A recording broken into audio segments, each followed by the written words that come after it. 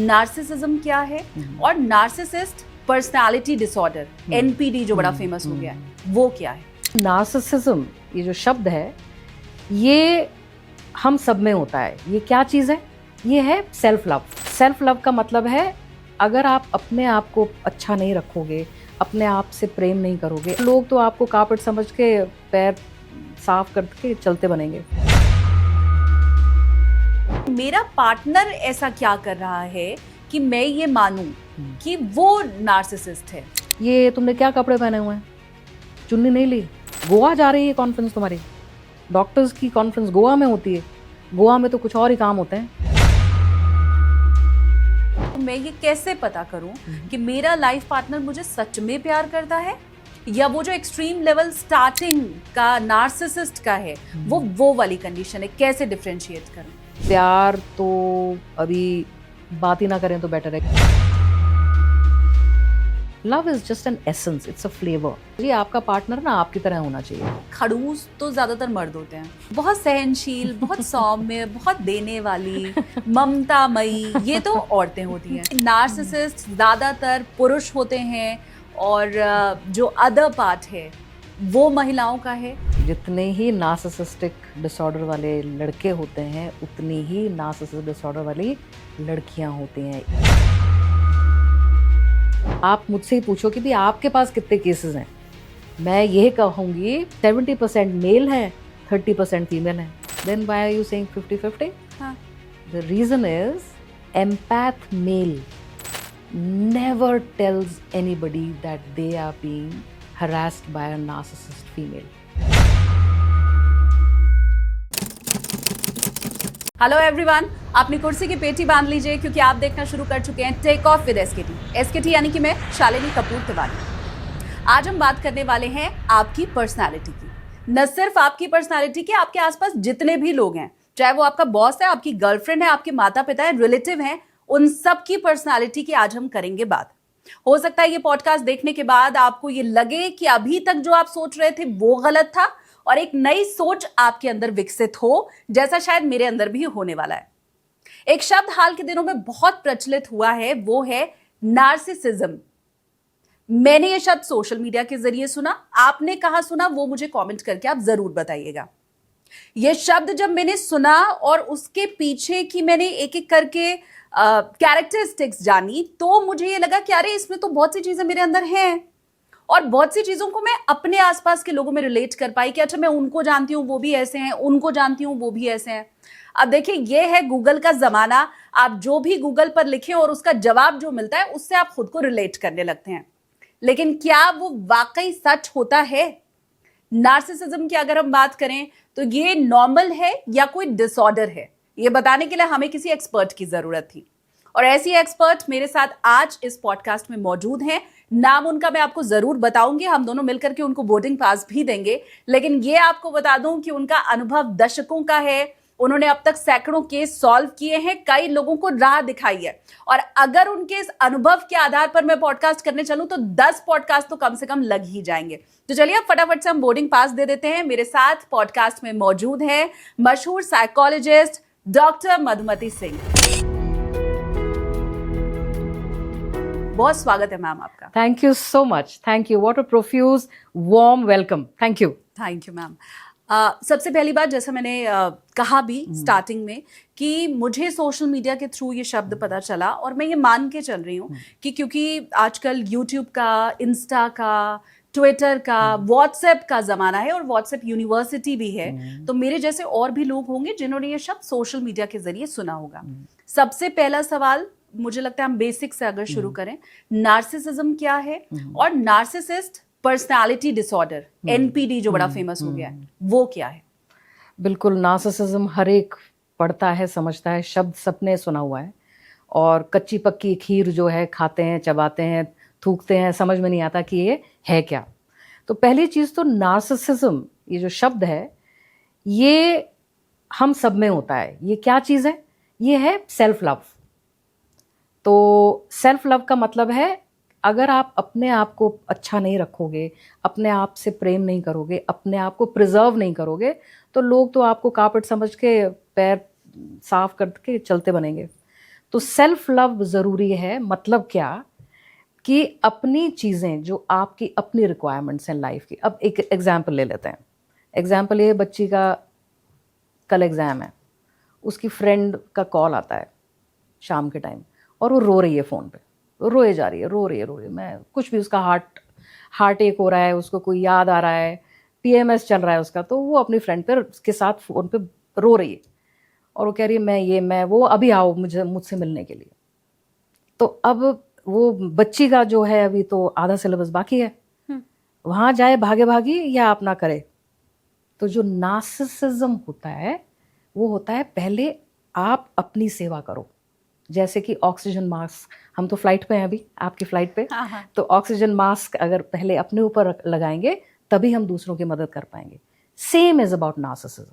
So what she does is, now we talk of two things. एक होता है भैया मेरे पास टाइम नहीं है, देखो तुम ये रोना वोना बंद करो, बंद कर दो फोन। इसको बोलते हैं zero empathy and you are only thinking about yourself. That is a narcissistic spectrum disorder. अभी भी नहीं बोलेंगे, एक चीज को लेके हम डिसऑर्डर नहीं बोलते हैं। And I will tell you कि स्पेक्ट्रम क्या है और डिसऑर्डर क्या है। अब ये तो हो गया नार्सिसिस्टिक स्पेक्ट्रम। अच्छा, तो हम बोलेंगे नॉर्मल क्या है। नॉर्मल में वो जो लड़की होगी वो बोलेगी अच्छा क्या हुआ मुझे बताओ। So she is looking at her watch, is saying I can listen. 2-3 minute वो रो रही है 2 मिनट उसने दिया उसको बोलने के लिए और उसने उसको फिर सांत्वना दी, सब ठीक हो जाएगा, मैं हूं ना यहाँ पे, ऐसा कर अभी जस्ट मुंह धो और अपना सिलेबस खत्म करना है ना, अभी मैं तेरे को 2 घंटे में कॉल करूंगी, तूने कितना सिलेबस किया, कल एग्जाम है अपन का। नॉर्मल मतलब अपना भी हो गया दूसरे का भी हो गया, दैट इज बीइंग नॉर्मल। अब इसमें थोड़ी नार्सिसिज्म है, थोड़ी एम्पैथी है, राइट। ये पूरा जो है ना, ये नार्सिसिस्टिक स्पेक्ट्रम मानी जैसे एक लाइन है, ये एक्सट्रीम पे आ जाते हैं empath, we will explain that later who is an empath. ये आ गया डिसऑर्डर, NPD जिसकी बात आप कर रहे हो, नार्सिसिस्ट पर्सनालिटी डिसऑर्डर। ये जो बीच वाले जो लोग, ये बीच में है ना 4, 5, 6, ये वाला, ये नॉर्मल लोग हैं। नॉर्मल में क्या है, थोड़ा ये आता है थोड़ा ये आता है, आप समझ गए। 20% of the population, less than 20% are normal, less than 20 only. बाकी 40% ये इधर आते हैं यहाँ पर, यहाँ आते हैं यहाँ पे, डिस्ट्रीब्यूटेड है। सो अब आप देखेंगे ये जितना जितना आप यहाँ जाते रहोगे ना उतना ही प्रॉब्लम है। अब आप बहुत लोगों को, ये मैं आज आपके ही पॉडकास्ट में क्लियर करना चाहती हूँ, लोग ना ये बेचारे नार्सिसिस्ट को ना मनहूसियत, खराब लोग, बड़े बेकार, भाई भयानक है ये।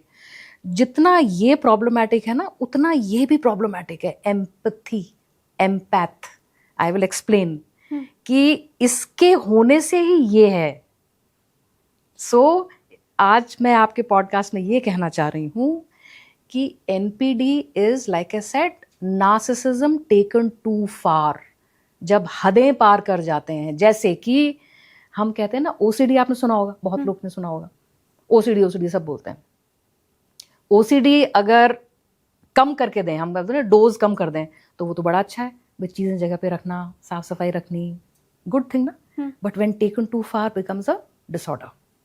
सो narcissism is a coping mechanism taken too far, जहां आपको अपना ही स्वार्थ दिखता है, अपनी ज़रूरतों के बेसिस पे आप लोगों को इस्तेमाल करते हो, आप में जीरो एम्पैथी है। इधर है एक्सट्रीम में एम्पैथी कुछ नहीं है इनके, यहाँ पे कहानी खाली डब्बा है इनका।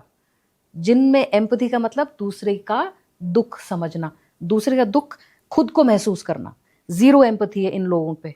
तो ये लोग क्या करते हैं, इनको नहीं समझ में आता कि ये वाले स्पेक्ट्रम वाले लोग कौन, लेकिन ये इन्हीं से अट्रैक्ट होते हैं क्योंकि जो इनके पास है वो इनके पास नहीं है।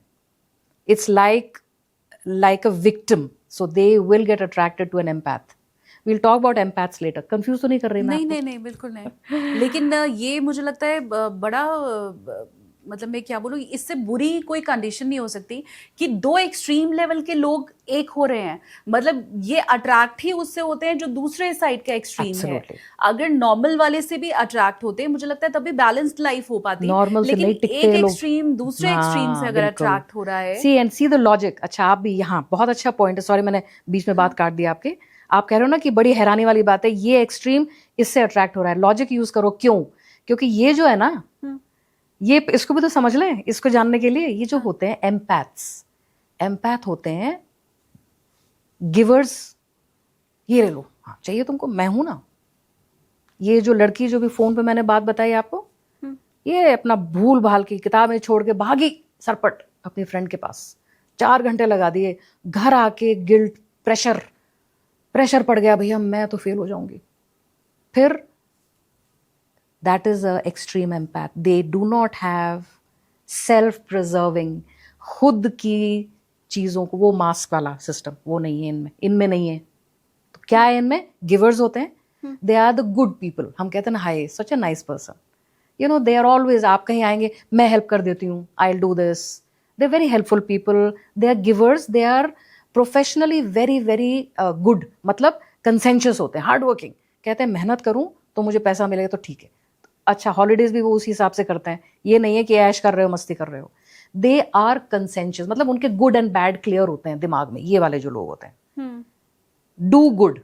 फिर इन लोग के साथ क्या है, ये लोग की बाउंड्रीज नहीं सेट कर पाते हैं लोग, इनको नहीं पता कि अपनी चीजें क्या हैं मेरे लिए और दूसरे के लिए क्या, दूसरे के लिए सब कुछ है, अपनी बाउंड्रीज नहीं सेट इनका करते। भी कोई टर्म होता है, कोई नाम दिया गया है? एम्पैथ्स बोलते हैं इनको। ओके, सुपरनोवा पर इसमें एम्पैथ्स। डिसऑर्डर नहीं जोड़ा गया है? नहीं जोड़ा गया, मैं बताती हूँ क्यों। यस, ये वो जोड़ा नहीं गया है because these are the good people. Yes, disorder में नहीं जोड़ा गया है क्योंकि ये जो लोग हैं ना, ये वाले जो लोग हैं, ये किसी का नुकसान नहीं करते, अपना ही कर अपना देते करते हैं। हैं। यस, तो ये लोग, इनका क्या है, ये अपना तो खाली रहते हैं। We will explain that, it's in detailed, I will go in details about it कि ये खाली क्यों है। We will talk about ingredients of narcissism. So coming back, they have problems setting boundaries. उनको ना बोलने में बड़ी प्रॉब्लम है। They can't say no, I'm sorry, I can't do this. Yes, कोई भी काम है मैं कर दूंगी, कोई भी चीजें खर्चे कर देंगे लोगों पे बिना emotion, high on emotions. Empath का मतलब ही ये होता है ना, दूसरे की आंखों में आंसू है तो पहले उसकी भी आंखों में आंसू आ गए। Empath, so very very emotional people. These people, ये लोग विक्टिम की तरह इनको सूंघ लेते हैं क्योंकि ये ऐसे लोग ही तो चाहिए इनकी जरूरतें पूरी करने के लिए। कोई बाउंड्रीज नहीं है। No, very naively people, yes I am okay with it, you cheated on me, it's I will give you one more chance, don't worry, you are in contact with your ex, देख यार आप ऐसे मत कर यार, तू झूठ बोलता है मत कर ऐसे। They can't say I am leaving, I am going, because they give a lot of chances to their loved ones. वो लंबी रोप देते हैं और उसमें यही तो चाहिए इनको। So instinctively they are able to identify an empath.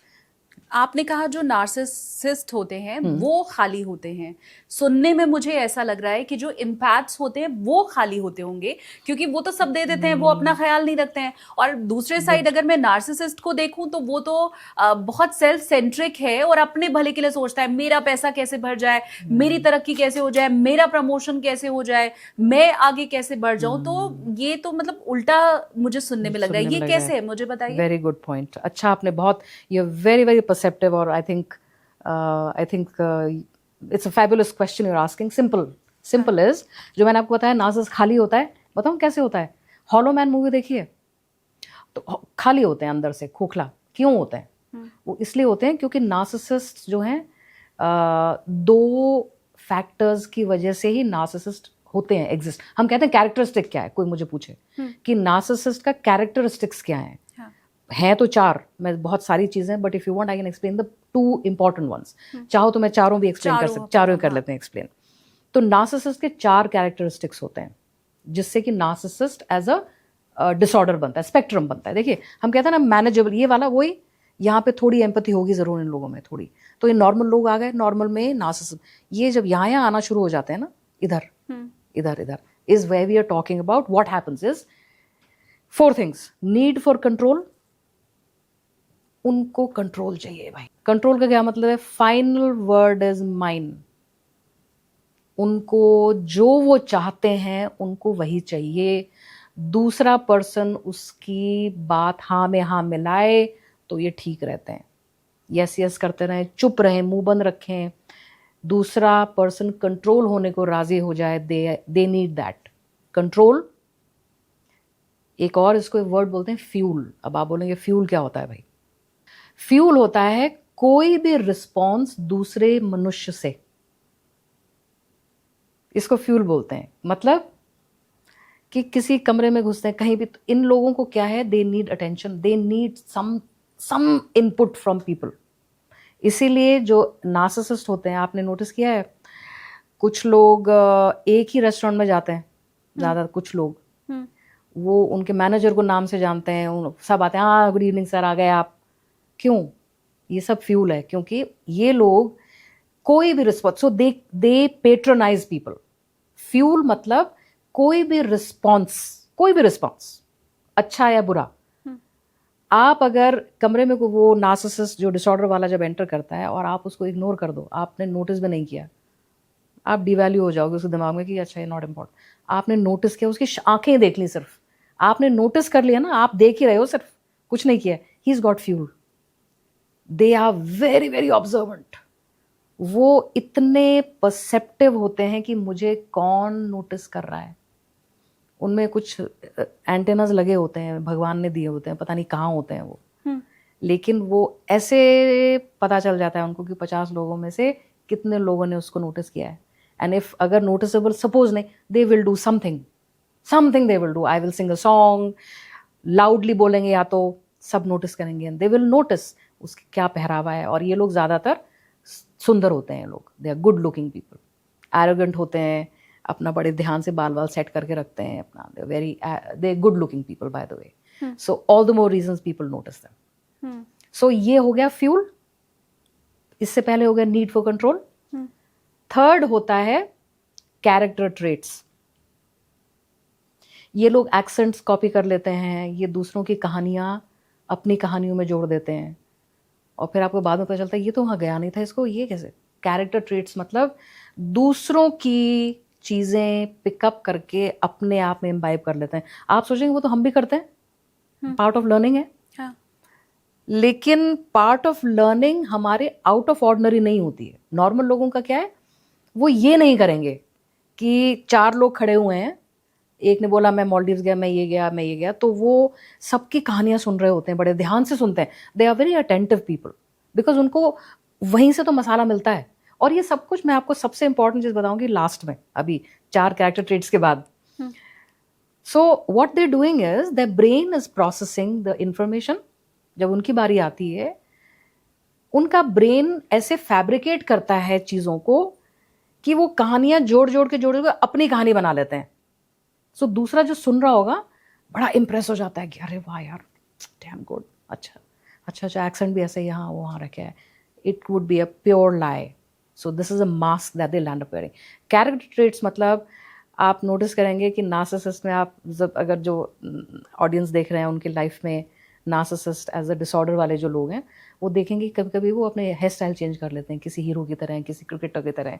They like to copy, they follow trends, styles, hairstyles, clothes in a very big way, very big. May not be the whole thing, जरूरी नहीं है, सब जरूरी नहीं है, could be just a haircut for example, but they will, character traits मतलब दूसरे लोगों से ये लोग अपनी चीजों में incorporate करते हैं character traits. We will talk about that later if I think of more examples, but I've given you some examples here. Fourth and last but not the least is residual benefits.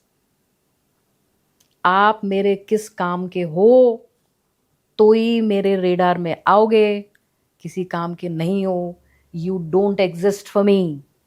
आपके through मैं देख लेती हूँ, मुझे तो आप नहीं जानते, मतलब नहीं समझ ही नहीं पाऊंगी मैं आपको। Residual benefits is what can this person be of benefit to me. Also please remember, very sad but narcissist जो लोग होते हैं वो लोगों को अप्लायंस की तरह ट्रीट करते हैं। आप एक टोस्टर खरीद के लाओगे तो टोस्टर जब तक टोस्ट ब्राउन कर रहा है तो आप चलाओगे उसको, जब नहीं चल रहा होता तो क्या करोगे, फेंक दोगे। हाँ। ये भी ऐसे करते हैं। अच्छा, ये बाहर ना कूड़ेदान में नहीं डालते, ये स्टोर में रख लेते हैं कि कभी जब जरूरत हो तो फिर ट्राई मार लेंगे एक बार, कभी जब जरूरत हो, ऐसे ही देखने के लिए। ऐ नहीं पता है काम नहीं कर रहा है फालतू का, क्योंकि ये क्यों नहीं फेंकते, क्योंकि ये लोग हैं, बाय द वे ये टोस्टर फिजिकल नहीं है, पीपल। हाँ। वो इसलिए नहीं फेंकते क्योंकि ये खरीद के लाए हैं इसको, दिमाग में ownership So they have a sense of ownership towards their people they are, and I repeat, they are intimately involved with. सबके साथ नहीं होता है. देखिए एक और बहुत इंपॉर्टेंट बात, बहुत सारी इसमें मैटर बहुत है, but I try and make it simple. हाँ. 3 कैटेगरीज की फ्यूल होते हैं, हम लोग इनको सप्लाई बोलते हैं बेसिकली, जहाँ से इनको फ्यूल मिलता है. जैसे गाड़ी में पेट्रोल मिलता है, 3 बेसिक सोर्स हैं. एक होता है immediate partner primary source, IPPS बोलते हैं उसको. और ये सब references I would like to very clearly clarify is from H.G. Tudor. He is an expert in NPD, और ये खुद अल्ट्रा मतलब द ग्रेटेस्ट ऑफ NPD माने जाते हैं.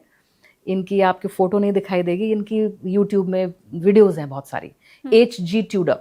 एंड आई बिलीव मैंने बहुत सारे लोगों को सुना है, समझा है, बिकॉज 2020 से मैं रिसर्च कर रही हूँ. I am also working on कि NPD के होने के बाद हम NPD के साथ रह कैसे सकते हैं. Because normally H.G. Tudor ने ये बोला है कि आप अपनी भैया अपना जान बचाओ और भागो, इसको बोलते हैं no contact regime. So H.G. Tudor is somebody I follow, and like I said, IPPS is from him, from this particular reference point. Immediate partner primary source हो गया, वो कौन है जी? वो जनरली नार्सिसिस्ट ना एक ही पार्टनर रखते हैं, sexual partner, intimate partner. Multiple लोगों को नहीं रखते. अब पूछिए क्यों? क्योंकि मजा आ जाए, मोर द बेटर.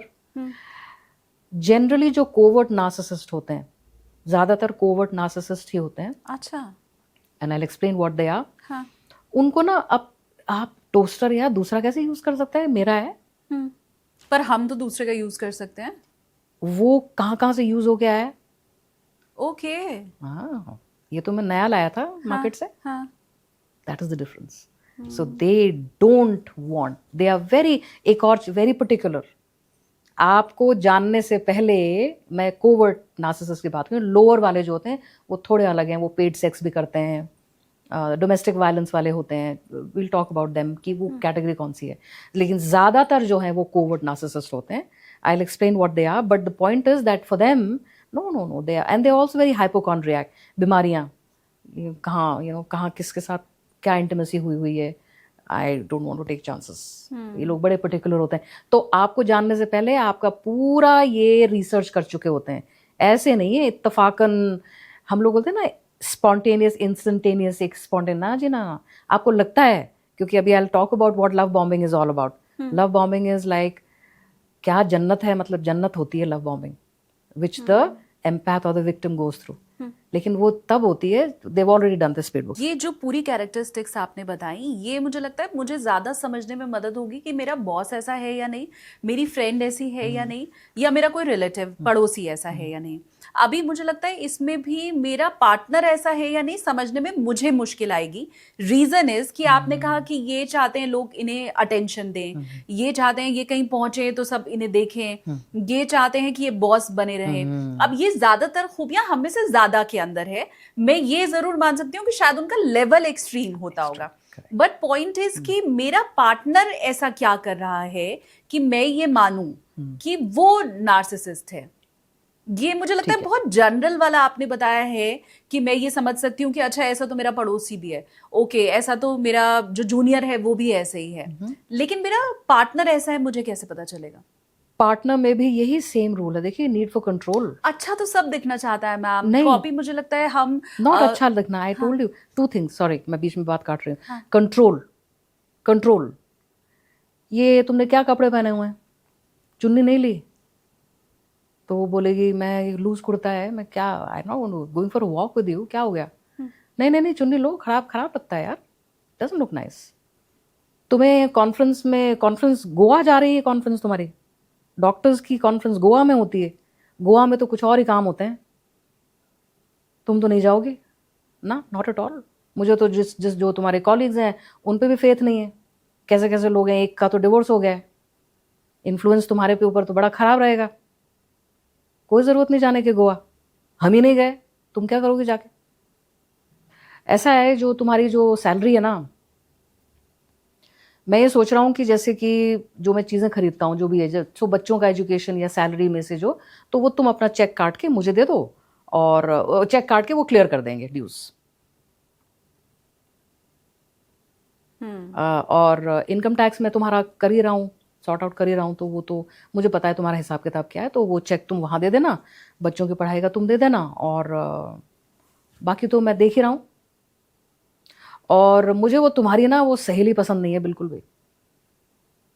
क्या तो वो कपड़े पहन के आती है छोटे छोटे, और पता नहीं कैसे लोग हैं आजकल के। Need for control, control everything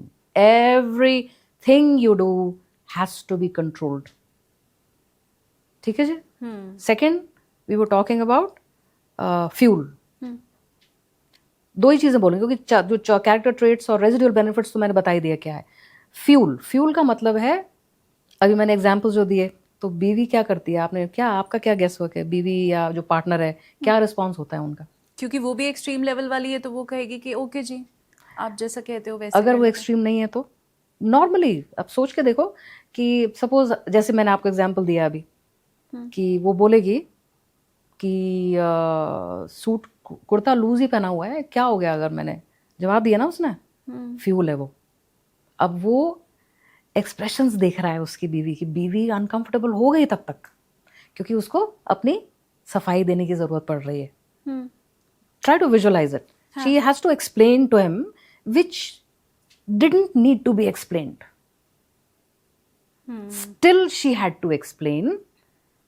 तो उसकी शक्ल पे डिस्कम्फर्ट आ गया, दैट इज प्योर फ्यूल। वो है 24 कैरेट का एकदम बढ़िया वाला। अच्छा, ये चीज सैडली इनफ नार्सिसिस्ट खुद नहीं जानते कि क्या इनके ब्रेन में चलता है, and I will explain why they don't come to know that. सो ये एग्जांपल हो गया। अब वो कहते हैं कि वो कहता है आदमी कि अच्छा नहीं लगता यार शाम के टाइम ये, मतलब बिना बिना चुन्नी के, नहीं नहीं नहीं ऐसे नहीं पहन के, चुन्नी भी लेके जाओ। So then she gets upset about it. What will she do? दो तरीके ना, एक तो है कि तुम जाओ मैं नहीं जा रही, गुस्से में बोलेगी वो। इमोशनल रिस्पॉन्सेस, जितने इमोशनल रिस्पॉन्सेस एम्पैथ के होते ही होते हैं। अच्छा, अगर नार्सिसिस्ट पार्टनर है तो फिर तो आप समझ ही रहे हो, दो नार्सिसिस्ट लोग एग्जैक्टली वो नहीं टिकते। It has to go in a lot of, इनके बहुत झगड़े होते हैं, हर चीज में झगड़े होते हैं। इवेंचुअली क्या करते हैं ये, तुम अपनी लाइफ जियो, मैं अपनी लाइफ जीऊंगी, और फिर वो या तो अंडर वन रूफ रहते हैं या सेपरेट हो जाते हैं। दो नार्सिसिस्ट एक परिवार में बहुत मुश्किल से रहते हैं with a lot of conflicts. So it is manifesting in everything. And then we are looking at character residual benefits, same thing.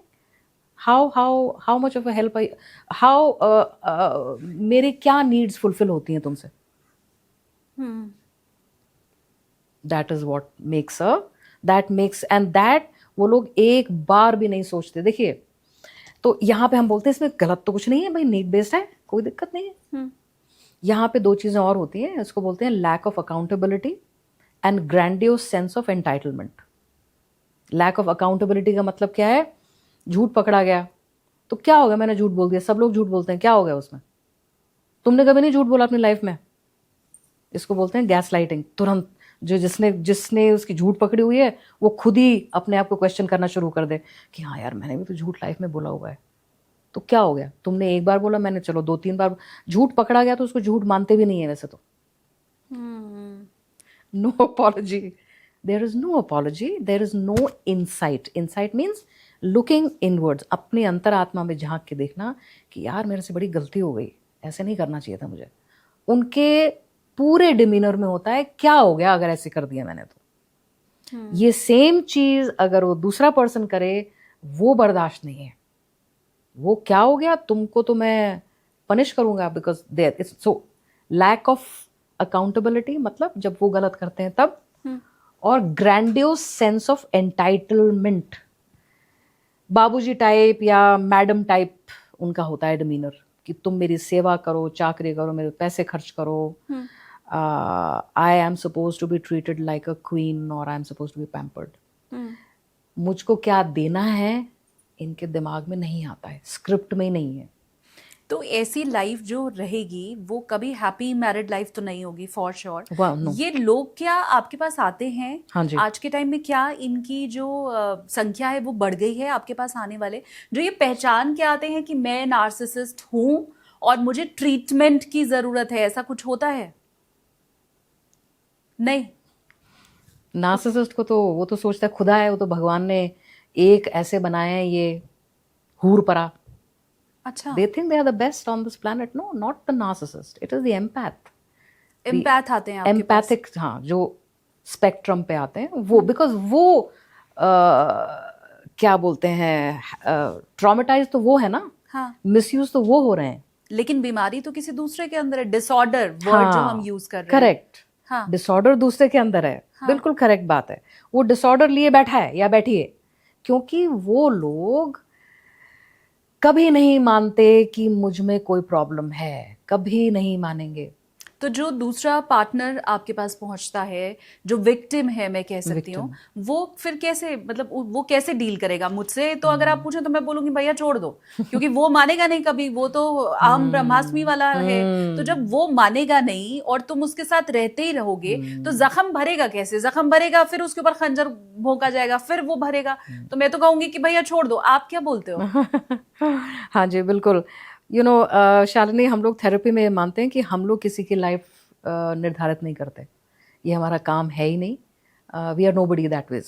It is, हम लोग का क्या है, साउंडिंग बोर्ड है. Sounding board with an analytical mind, some science which goes into it. लेकिन हम ये क्या, आप बोलते हो, आप क्या बोलते हो उनको? हम बोलते हैं कि आपको क्या करना है. तो एक कोई, जैसे नॉर्मली लोग क्या कहते हैं कि हमको पहले तो उनका कुछ सेशंस इसमें जाते हैं ट्रॉमा को हील करने में, क्योंकि वो ये बात अपनी ना, इतनी कॉम्प्लिकेटेड बात उनके किसी को, अच्छा एक और चीज़ है जो किसी को बोलते भी, बताते भी है ना, फ्रेंड्स को या फैमिली को बता दिया, family invariably they will turn against that empath. ऐसे ही होता है परिवारों में. क्या हो गया उसमें? तो कोई बात नहीं, ठीक हो जाएगा, बच्चा हो जाएगा, फैमिली ठीक हो जाएगा, कोई बात नहीं, कोई बात नहीं. अरे वो तुम्हारी भाई घर का किराया तो देता है. आपके खुद की माँ कह रही है it's all right. So basically that woman, for example, उसको समझ नहीं आ रहा मैं क्या कैसे बताऊं, एक्सप्लेन, अपने पे सेल्फ डाउट करना शुरू कर देती है. हो सकता है मेरी गलती है, हो सकता है मैं ही नहीं समझ पा रही हूँ. फिर आ जाती है therapy. Thank God there is something known as therapy which was very less about a couple of decades back. तो थेरेपी बेसिकली में क्या होता है, first is to heal and say, क्योंकि they want to be heard, they want to tell कि मैं बताती हूँ पहले दिन में से क्या हुआ है. किसको बताओगे आप? क्योंकि फ्रेंड्स सर्कल में तो लोग मजाक उड़ाते हैं. अच्छा आपने इंस्टा पे तो बड़ी अच्छी अच्छी पिक्चर्स डाली हुई हैं, लोग बनेंगे अच्छा ये था फ्रॉड, ओहो. तमाशबीन ज्यादा होते हैं, राइट? एम आई राइट शालिनी? हाँ, सो इसीलिए लोग संकोच करते हैं अपने फ्रेंड्स के साथ, बिकॉज इट्स सो कॉम्प्लिकेटेड. कि वो जो बंदा, लव बॉम्बिंग स्टेज बोलते हैं इसको शुरू में, ये इनवेरिएबली एक कैरेक्टरिस्टिक है अगेन, कि नार्सिसिस्ट को हम आइडेंटिफाई कैसे करते हैं. रिश्ता जो बहुत too good to be true बोलते हैं इसको, कि बहुत ही शॉकिंगली अनबिलीवेबली परफेक्ट हो ना शुरू के पहले 2 महीने में, 3 महीने में, वो ही समझ लेना कि रेड फ्लैग है. हम कहते हैं कि सबसे पॉइजनस जो जीव जंतु होते हैं वो दिखने में बड़े सुंदर होते हैं, बड़े ब्राइट कलर्स होते हैं उनके. हाँ. ये नार्सिसिस्ट भी वैसे ही हैं. अननोइंगली, सैडली, ये इतना आपको ना आसमान लिपे चढ़ाएंगे, बिल्कुल आपको गिफ्ट्स देंगे, फूल ला के ऑफिस में पहुंच जाएंगे. They will pamper you with gifts, they will surprise you, surprise birthday things, कुछ भी gifts, फलाने ढिमकाने, आपको लगेगा कि, और वो they can read your mind. आप अच्छा अभी थक रहे हो तो आपके लिए कॉफ़ी लेके आता हूँ मैं, अच्छा ये है, unknowingly, and you say इसको मेरा ना, so जो लव बॉम्बिंग वाले जो है टिपिकल आंसर्स उनके हैं, he can read my mind, he can read, and it is too good to be true, too good to be true. अब इसमें गड़बड़ क्या हो जाती है? गड़बड़ ये होती है कि जो too good to be true is a mask. Like अब हम कहते हैं, कुछ हम सब लोग ही करते हैं कुछ हद तक, लेकिन मास्क इतना बुरी तरह से नहीं फॉल होता जैसे कि नार्सिसिस्ट के साथ होता है. Once they have had intimacy with you, once आप उनकी पार्टनर बन जाओ, आप कमिट कर दो, वहां पे वही टोस्टर वाला, आप टोस्टर बन गए. यूटिलिटी है तो ठीक है, अगर आपने उनकी बात माननी बंद कर दी किसी भी वजह से, आज रेस्टोरेंट में ये नहीं ये खाएंगे, नॉट ओके. ये सेम पर्सन मेरा बाबू क्या खाएगा, वो शुरू में वही, तो हम कहते हैं ब्लैक एंड वाइट हो जाता है. ब्लैक एंड वाइट जो होता है वहाँ पे हम कहते हैं ये क्रिटिकल मामला है, and this is when something is too good to be true.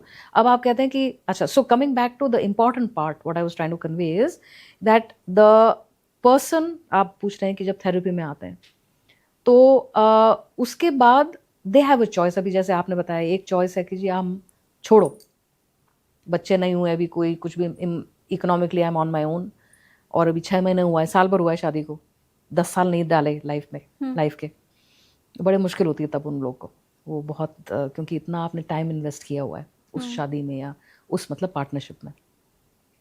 So economics play a very big part. अगर वो जो एम्पैथ है उसका फाइनेंशियली बेटर है तो they have a good enough reason to go. Second factor is, so when is it that they are not able to go? कब है वो? जब नहीं निकल पाते हैं. सबसे इंपॉर्टेंट, सबसे बड़ी प्रॉब्लम है लोग क्या कहेंगे. The stigma of a divorcee और अ डिवोर्स्ड पर्सन. लोग क्या कहेंगे, पहला point. Second is economics, and third is if there are children involved, बच्चों के खाते रह रही हूँ या रह रहा हूँ. तो ये 3 फैक्टर्स हैं. तो फिर हम थेरेपी में टेक्निक सिखाते हैं कि नार्सिसिस्ट के साथ रह के आप, अभी जो मैंने स्केल बताया था एम्पैथ का, दिस एक्सट्रीम, उनको भी तो इधर आना है. हाँ, उनको भी तो ये सीखना है, तो वो ये ही सीखते हैं. अब आप बोलोगे इनको सिखा सकते हो तो इनको क्यों नहीं सिखा सकते आप? कोई भी तरीके से. वो एक मेन वजह बताती हूँ कि नार्सिसिस्ट नहीं सीख सकते इवन इफ, अच्छा bye the way, a good, अब हम मैरिटल थेरेपी की जब बात करते हैं जब हम लोग मतलब let's say there are 100 relationship cases, for example relationship cases, उसमें about 10 to 15% are domestic violence, substance abuse, 10 to 15% only. अच्छा. Rest of the 70% are falling within the narcissistic abuse spectrum. या तो इस एक्सट्रीम एम्पैथी या ये. अच्छा, narcissism में थोड़ा सा मैं एक और ऐड करूँगी, एक बीपीडी एक एलिमेंट होता है, बॉर्डर लाइन पर्सनैलिटी डिसऑर्डर. वो बीपीडी अलग टॉपिक है, we'll not take it up. तो कई बार एनपीडी और बीपीडी के कॉम्बिनेशन में भी कपल्स में एक पार्टनर जरूर पाया जाता है. BPD characteristics, border line personality disorder. So coming back to ये जो हम कह रहे हैं कि ये क्यों नहीं सीख सकते नार्सिसिस्ट, क्यों नहीं सीख सकते अगर एम्पैथ सीख सकता है यहाँ से यहाँ आने में?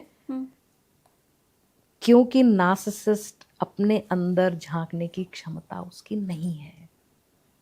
एम्पैथ कहता है कि हाँ, मुझे मेरा बॉस मेरे जूनियर का भी काम मुझे दे देता है और मैं ना नहीं कह पाता हूँ. मैं समझ गया, मुझे ना बोलना चाहिए. इंसाइट होता है एम्पैथ्स में बिकॉज ऑफ एम्पैथी. जिनमें एम्पैथी होती है, अंतरात्मा में झांकने की, दूसरे को का महसूस करने की, उनको अंतरात्मा में झांकने की भी एक शक्ति है जो नार्सिसिस्ट के नहीं है.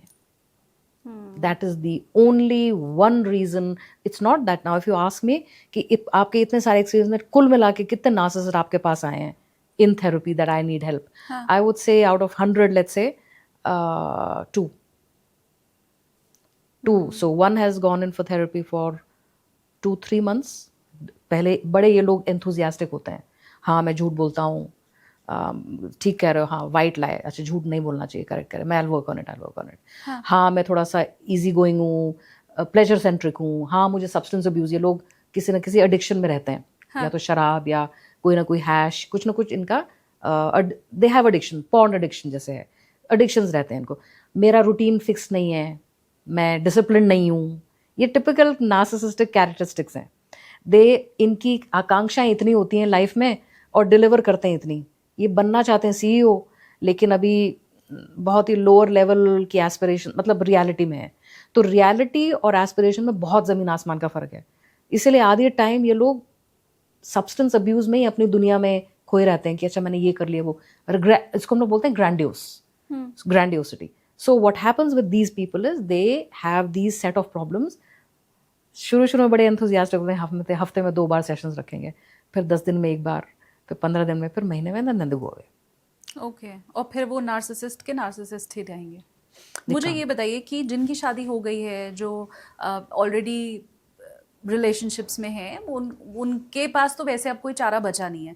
मैं अगर उन लोगों की बात करूं जो अभी गर्लफ्रेंड बॉयफ्रेंड है या शादी के बारे में सोच रहे हैं, हो सकता है उनकी एंगेजमेंट हो चुकी हो, अगर मैं उनके प्रोस्पेक्टिव में समझना चाहूँ तो मैं ये कैसे पता करूँ कि मेरा लाइफ पार्टनर मुझे सच में प्यार करता है या वो जो एक्सट्रीम लेवल स्टार्टिंग का नार्सिसिस्ट का है वो वाली कंडीशन है, कैसे डिफरेंशिएट करूं? अच्छा, आप गर्लफ्रेंड बॉयफ्रेंड की बात कर रहे हैं या marital like prospective match making की बात कर रहे हैं? बोथ। अगर हम रिलेशनशिप में हैं, हम गर्लफ्रेंड बॉयफ्रेंड हैं, तो भी हम आगे फ्यूचर प्लान कर रहे होंगे। अगर हमारी एंगेजमेंट हो चुकी है तो भी हमारी आगे शादी होने वाली है, मतलब जिनकी हुई तो नहीं है शादी लेकिन वो इस स्टेज में है, अभी मौका है उनके पास, तो वो कैसे पहचाने? ठीक है, देखिए दो, इसीलिए मैं पूछ रही थी आपसे कि दो अलग अलग चीज़ें हो जाती हैं। एक होता है dating in a relationship, we are with each other, हम दोनों एक दूसरे के साथ हैं। अब कितना दूर तक है हमें मालूम नहीं है, एक तो वो है। और दूसरा है कि हम लोग इन्वेस्टेड हैं इस रिश्ते में और हमारी कोशिश और आकांक्षा है कि हमारी ये परमानेंट रहे। दो टाइप की कैटेगरीज मेनली। सो पहले वाले में तो मेरा सिंपल सा बहुत ईजी तरीका है लाइफ को, जैसे कल ही मेरी एक मतलब क्लाइंट है, बड़ी हैरानी वाली, इत्तेफाक से हम यही बात कर रहे हैं। तो उसका पहला सेशन है, वो ये बता रही है कि it was a mutual friends with benefits. Simple. अब फ्रेंड्स विद बेनिफिट्स कब इसके दिमाग में फ्रेंडशिप बन गई और वो लड़का तो वही है फ्रेंड्स विद बेनिफिट्स, ये इस पे हावी होना शुरू हो गई कि तुम उससे एक्स के से क्यों बात कर रहे हो, तुम उस बंदी के साथ क्यों हो। She is now asking me in therapy कि जी अब क्या करना चाहिए मुझको। So bottom line is friends with benefits. तो एक तो होता है जो रिलेशनशिप में दो लोग इक्वल प्लेटफॉर्म पे रहने चाहिए ना, सिंपल। इसमें तो कोई मैथमेटिक्स है नहीं भाई। फ्रेंड्स विद बेनिफिट्स अगर आपको सूट, तो मेरा एक ही लाइन उसके लिए था कि फ्रेंड्स विद बेनिफिट्स अगर नहीं सूट कर रहा आपको, अभी आप इमोशनली अटैच्ड हो रहे, तो वो आपकी प्रॉब्लम है, क्योंकि वो तो वही है। So coming back to with these lesser relation, मतलब we are talking about impermanent relationship और लेट्स से टेम्पररी रिलेशनशिप्स, उसमें तो जी हम लोग इसको बोलते हैं ट्रांजैक्शनल रहता है मोर और लेस। और वही बात आ जाती है, वो स्पेक्ट्रम वाली। आप कीजिए, रिसीव कीजिए, give and take is what we talking about, including love, including, मैं लव की बात तो दूसरे कभी अभी इसके बाद बात करूंगी। ये भी एक बड़ा इवेसिव शब्द है, ये लोगों को समझ में कम आता है। दूसरी चीज़ जो सेकंड हम कहते हैं एंगेजमेंट हो गई है, देखिए ये फिर सीरियस मैटर है, वो ये कि हम उसको परमानेंट रिलेशनशिप में कन्वर्ट करना चाह रहे हैं, यही कह रहे हैं ना आप। परमानेंट रिलेशनशिप में कन्वर्ट करने के लिए जी प्यार तो अभी बात ही ना करें तो बेटर है, क्योंकि ये ना उसकी तरह है जैसे कि यहाँ पे जो रूम फ्रेशनर लगाया हुआ है, आपको स्मेल तो आ रही है, कहाँ से आ रही है पता नहीं, कहाँ है, गुलाब में है या कैंडल में है, मालूम नहीं। Love is just an essence, it's a flavour, it's not ठोस चीज़ नहीं है लव। अब आप बोलेंगे ठोस क्या है फिर? ठोस है जी आपका पार्टनर ना आपकी तरह होना चाहिए। कोशिश करें कि आप अपना जो फ्यूचर पार्टनर है जिसके साथ आप हो, वो आपकी तरह हो एज मच एज पॉसिबल। हम लोग को ये एक गलत फहमी है कि ऑपोजिट्स अट्रैक्ट। हम लोग ना तो मैग्नेट हैं ना हम मैग्नेटिक फील्ड में हैं, ह्यूमन बींग्स हैं। और मिसनोमर है, ये मिथ्य है बहुत बड़ा कि ऑपोजिट्स अट्रैक्ट। वो एक्साइटिंग होता है शुरू शुरू में बहुत, जैसे कि सोडा फिज, जल्दी से वो सोडा फ्लैट हो जाता है बहुत जल्दी, और फिर वही जो बड़ा मज़ा आता है ये ऑपोजिट्स में, वही अखरती है। Morning person, night person, indoor person, outdoor person, book person, track person, extroverted, introverted. अरे पहले तो बड़ा अच्छा लगता है कि यार so good now this person is like so nice, then it becomes like यार चल ना यार, तेरे को पहले तो तेरे को बड़ी पार्टी पसंद थी, अब क्यों नहीं आ रही तू मेरे साथ? शी सेज यार आई डोंट लाइक इट, मतलब I like to read a book, क्योंकि आपने उस वक्त आपको एक्साइटिंग लगा था। तो कोशिश करें कि हमारे लाइफ पार्टनर हमारी जैसे हों, including our, I would say even our family background, हमारी लैंग्वेज, कल्चर, हमारा एजुकेशनल बैकग्राउंड, हमारे वैल्यूज़, लाइफ के वैल्यूज़, ये सब चीज़ें तो प्यार है। प्यार होता है, हम कहते हैं प्यार, मुझे ये मानना है, मेरा ये मानना है, is your partner is your best friend and your partner is the go to person. वो प्यार है और कोई मीनिंग नहीं है प्यार का। नार्सिसिस्ट जो हैं वो बनते कैसे हैं ऐसे? क्या उनके पेरेंट्स ऐसे होते हैं तब वो ऐसे बन गए? उनके जीवन के हालात ऐसे होते हैं तब वो ऐसे बन गए? क्योंकि बच्चा तो नॉर्मली पैदा होता है, तो ये डिसऑर्डर कहाँ से आता है? ट्रू, ठीक कह रहे हैं आप।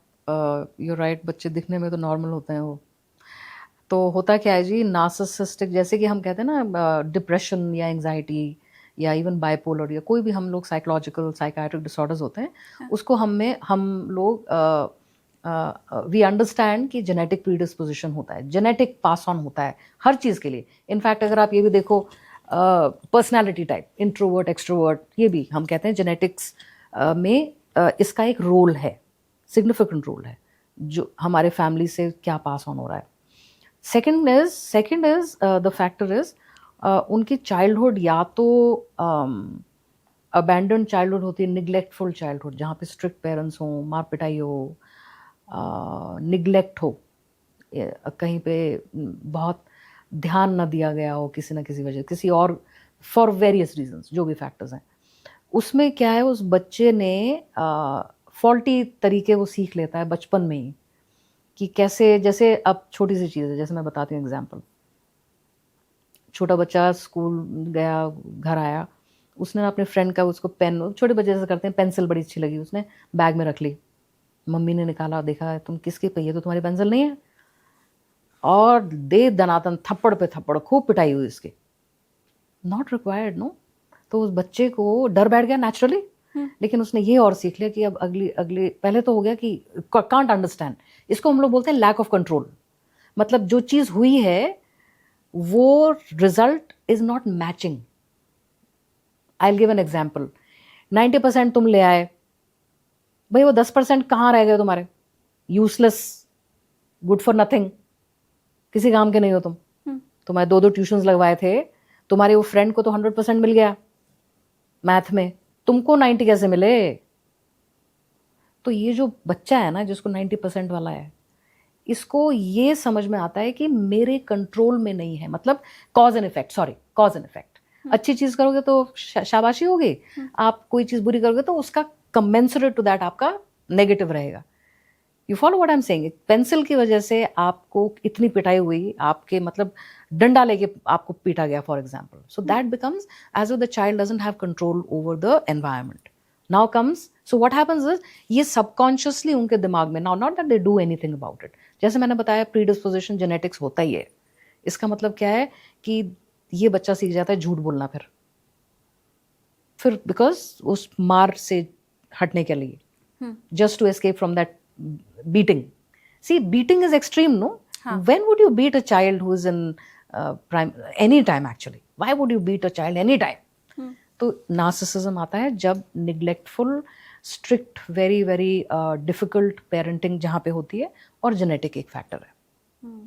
मैं ऐसा क्या करूं कि मैं कभी भी किसी नार्सिसिस्ट को अट्रैक्ट ही ना करूं? क्योंकि आपकी बातों से मुझे ये तो समझ में आया कि वो अपना विक्टिम ढूंढ रहे होते हैं, वो हमेशा सर्चिंग में रहते हैं, वो कहीं भी जा रहे हैं, तो वो ढूंढ रहे होते हैं कि मुझे वो कहाँ से मिले, तो मैं ही क्यों ना ऐसी बन जाऊं कि मैं कभी अट्रैक्ट ही ना करूं। वो कहीं ये तो हमारे काम का है नहीं, तो मैं ऐसे कैसे बनूं? Very nice. बाप रे, बहुत मुश्किल काम है। मैं इसलिए बताती हूँ, अगर आप एम्पैथ हो, तो एम्पैथ क्या होते हैं? एम्पैथ की शक्ल पे, that's what I am saying, its body language, it is not मुंह बाद में बोलते हैं लोग। बॉडी लैंग्वेज जो एम्पैथ की होती है, they are very attractive people. मतलब हर पर्सन, जैसे आपने किसी कमरे में लाइट ऑन कर दी हो, एम्पैथ की एनर्जी वो होती है, and they do it very naturally. एक तो हो गया ये जो फ्लैशी कपड़े पहन के लाउडली बोल रहा है और अपने आप को समझ रहा है कि मैं जॉन ट्रेवोल्टा हूं, वो एक तो वो हो गया। वो नहीं, he is attention seeking. She just comes, she और he comes in the room and the room lights up on its own. तो एम्पैथ की एनर्जी ये होती है, पहला पॉइंट। ये एनर्जी जो है नार्सिसिस्ट देख लेते हैं। अब आप बोल रहे हैं मुझे क्या करना चाहिए अगर जो एम्पैथ है, राइट? सबसे पहली चीज, लाइक आई सेड, सबसे मुश्किल काम है ये, इसीलिए मैं आप सब लोग को बोल रही हूँ बहुत मुश्किल काम है। वो ये कि पहला जो अट्रैक्शन होता है, this narcissist have something in their face, bye the वे। उनकी शक्ल में कुछ होता है which is magical for the empath. पता नहीं क्या है एक्चुअली में, I know it sounds very creepy, na?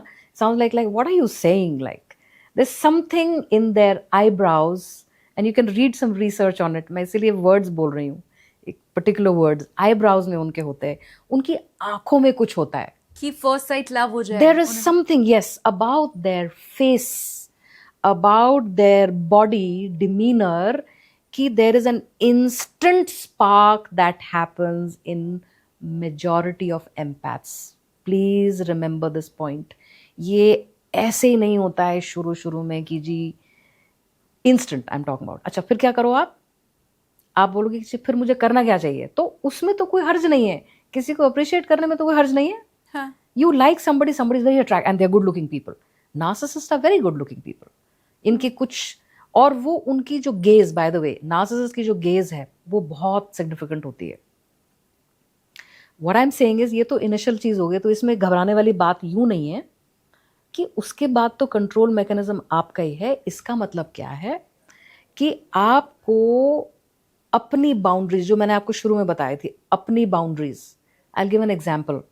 First time वही बंदा आया, कहता है जी दिस दैट, कुछ उसने, वो क्या बोलते हैं, ओपनिंग लाइंस जो होते हैं, जो फ्लर्टिंग लाइंस जो होती हैं पहले वाली, जो whatever they are called, I don't know what they are called, तो उसमें उसने कुछ बोला, मोबाइल नंबर, और ये empath, very happy people, no good people, या टेक माई नंबर.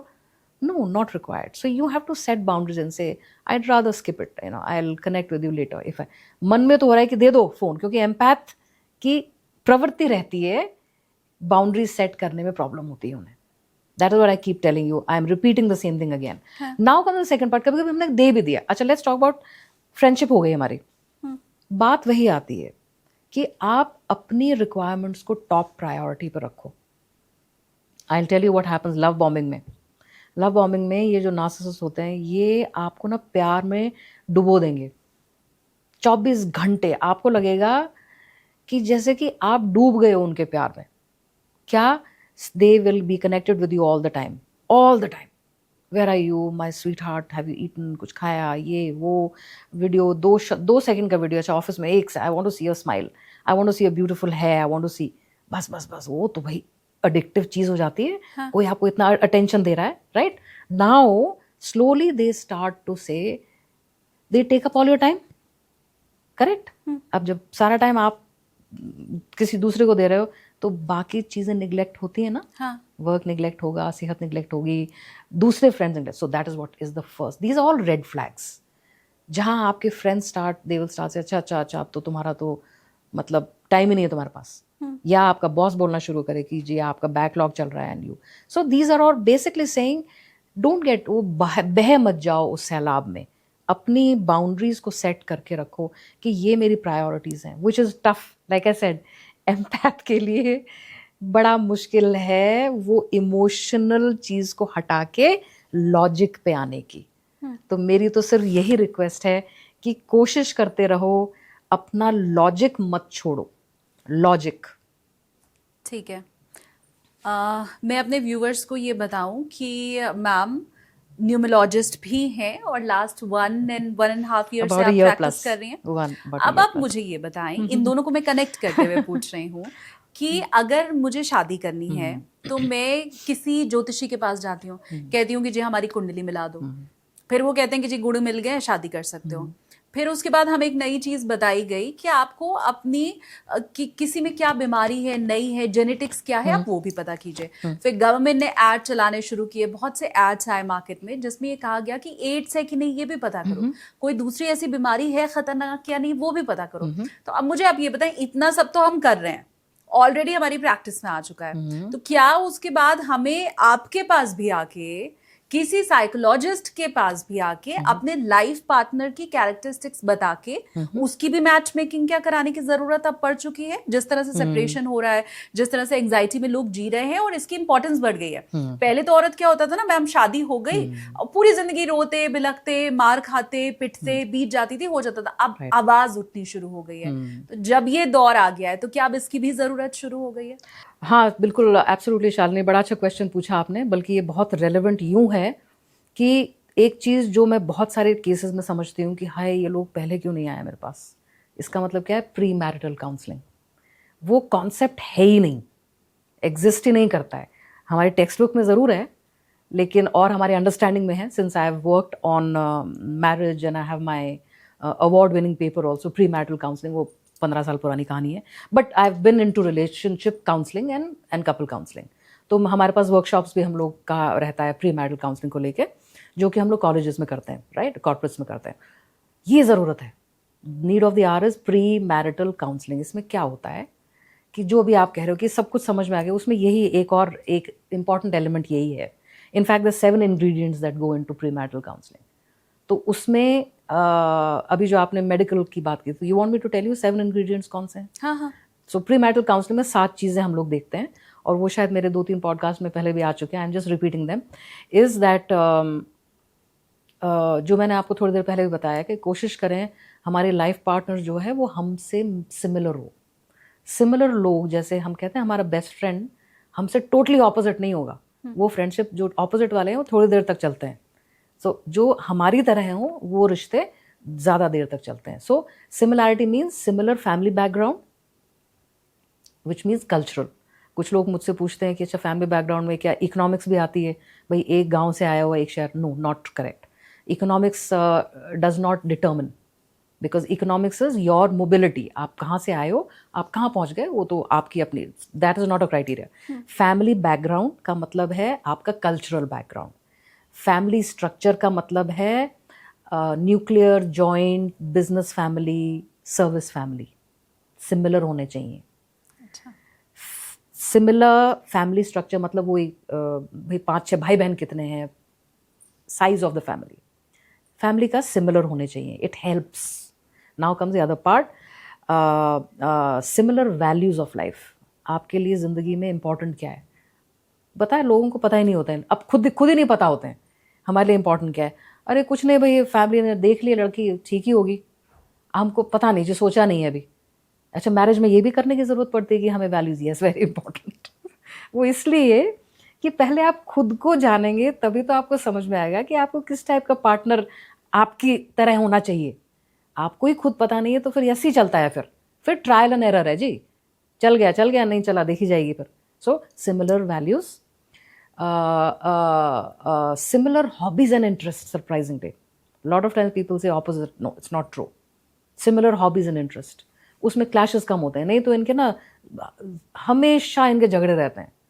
मैंने तेरी बात मान ली, आज मेरी बारी है, हम तेरे वजह से वहाँ ट्रैक पे गए थे, आज अभी मैं वीकेंड पे घर पे रहना है।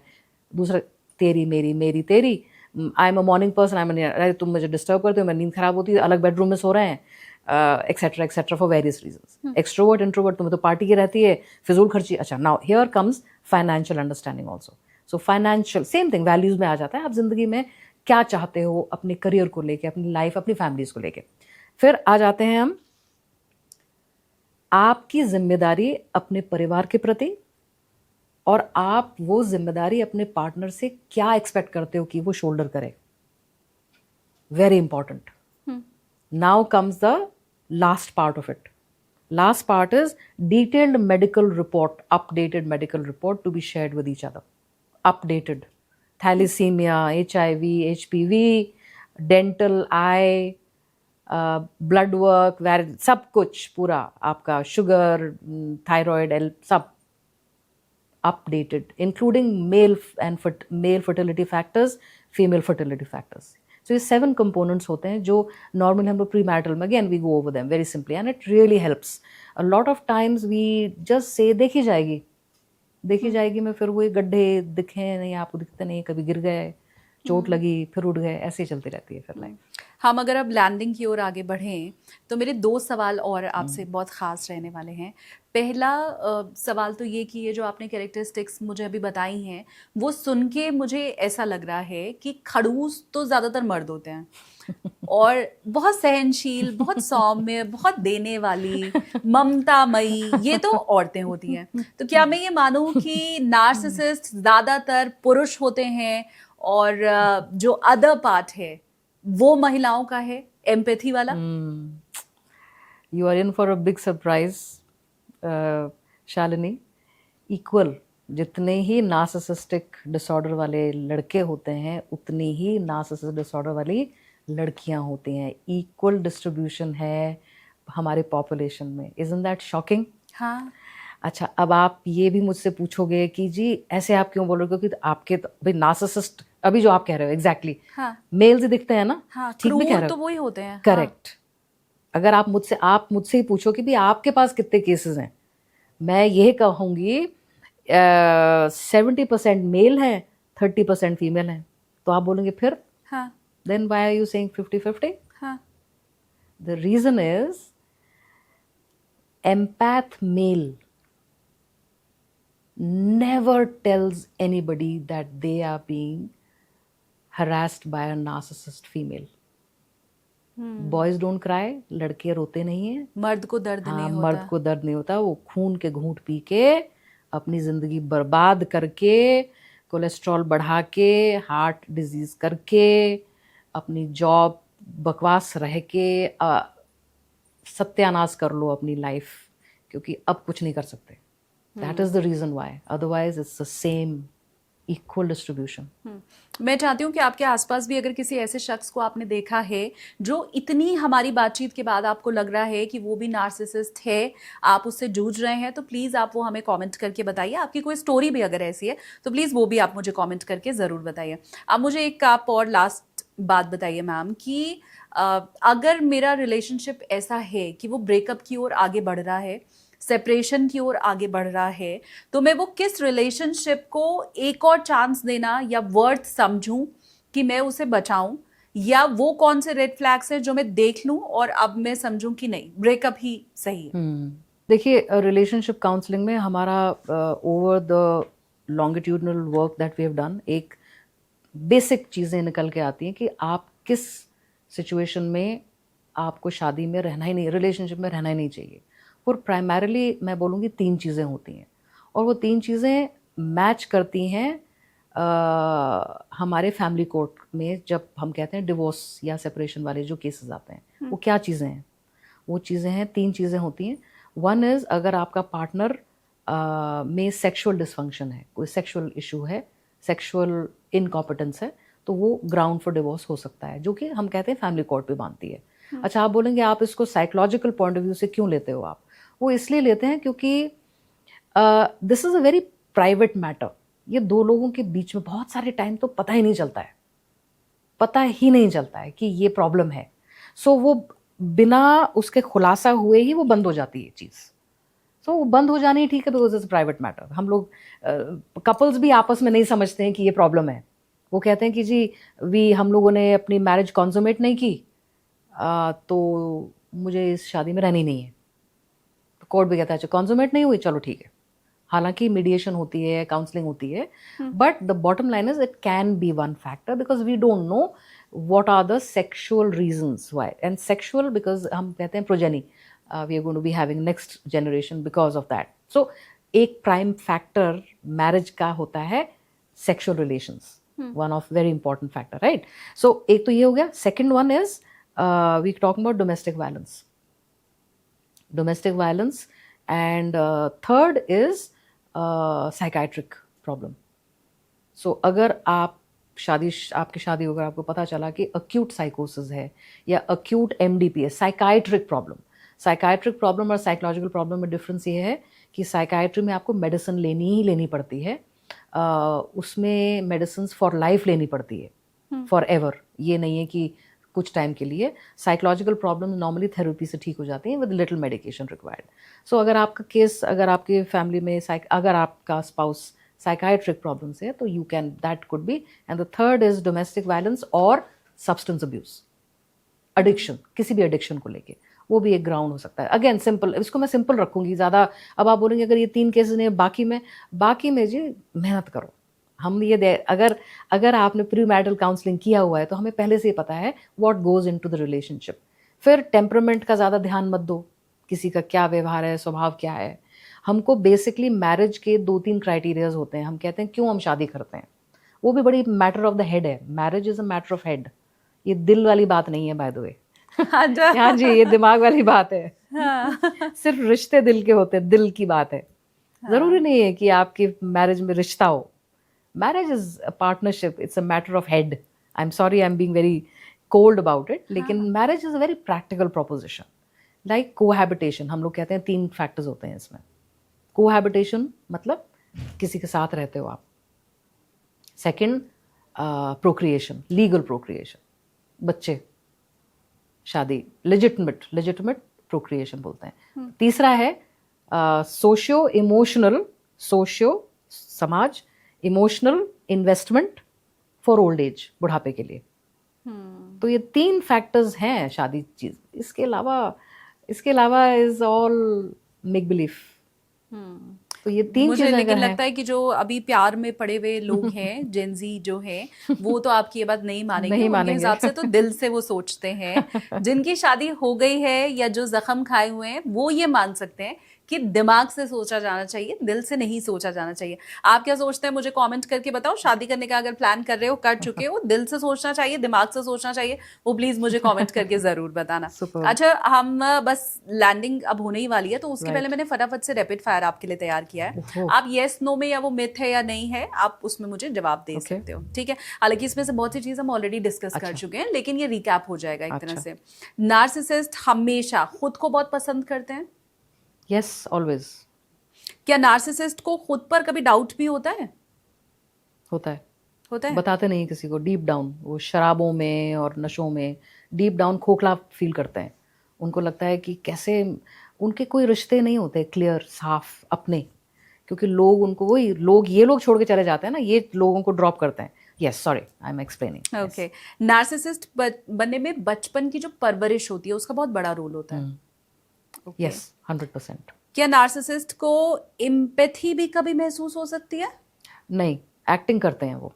ओके। एक्टिंग कर सकते हैं। यस, नार्सिसिस्ट माफी मांग सकते हैं लेकिन दिल से नहीं मांगते।